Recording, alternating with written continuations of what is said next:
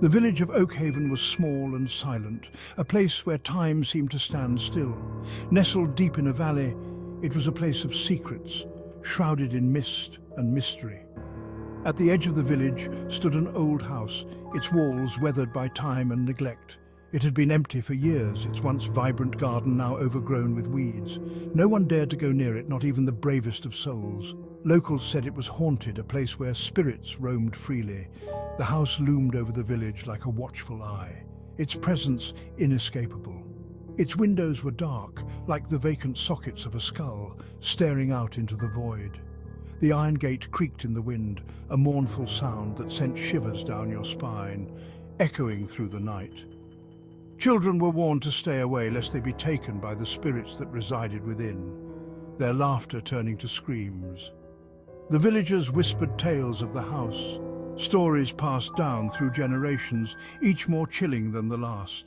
On nights when the moon was full, the house seemed to come alive, its shadows dancing in the pale light.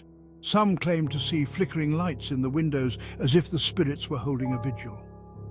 Yet, as dawn broke, the village returned to its peaceful slumber, the house once again silent, its secrets hidden away. Lucas was different. He didn't believe the stories. One chilly Halloween night, his friends dared him to enter the haunted house. Lucas, never one to back down from a challenge, accepted. The dare was simple: spend 5 minutes inside the house and bring back proof. I can do this, it's just an old house. Nothing to be afraid of. As Lucas approached the house, the wind picked up. He ignored it. He was determined to prove his courage. He reached the front gate and hesitated. The rusted metal groaned as he pushed it open. The front door creaked open as if inviting him in. Lucas stepped inside, his heart pounding in his chest. The house had been abandoned for years, but tonight it felt alive. The air inside was cold and still, carrying the weight of forgotten memories and untold stories. Each breath he took felt heavy, laden with the dust of the past.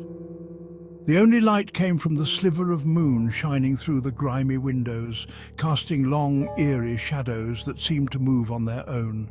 Okay, just 5 minutes. I can do this, he whispered to himself, trying to muster the courage to continue. Lucas took a deep breath, feeling the chill of the air fill his lungs, and ventured further into the house, his flashlight casting a narrow beam of light that barely pierced the darkness.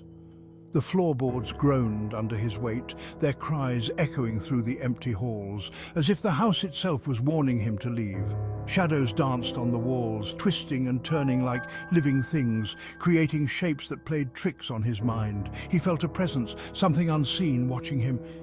Every creak and whisper of the house made his skin crawl. He wandered through the darkened rooms, each one colder and emptier than the last, feeling the weight of the silence pressing down on him.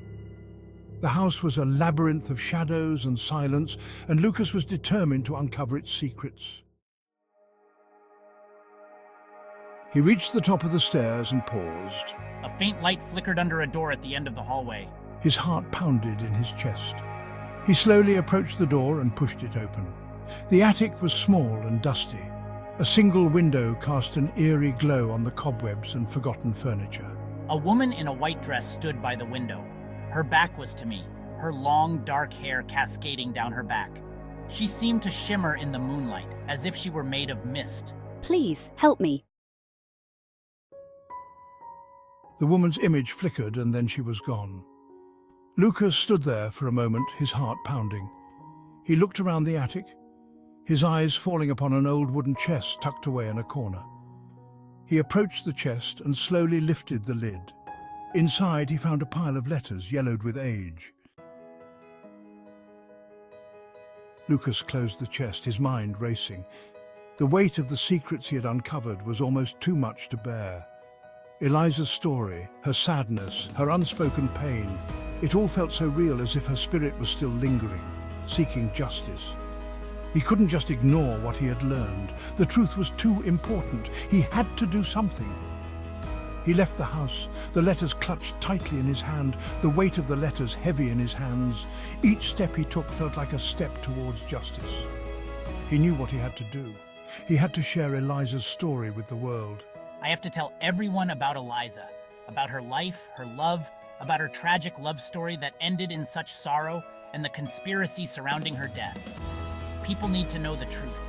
He told everyone about Eliza, about her life, her dreams, about her tragic love story that was cut short, and the conspiracy surrounding her death. The town was shocked. He showed them the letters, the proof of her innocence, the evidence that had been hidden for so long. At first, people were skeptical, but Lucas was determined. He spoke with passion and conviction. This can't be true, can it? How could we have been so blind? We have to look into this. We can't let this injustice stand. We owe it to Eliza. We owe it to ourselves to seek the truth and bring justice.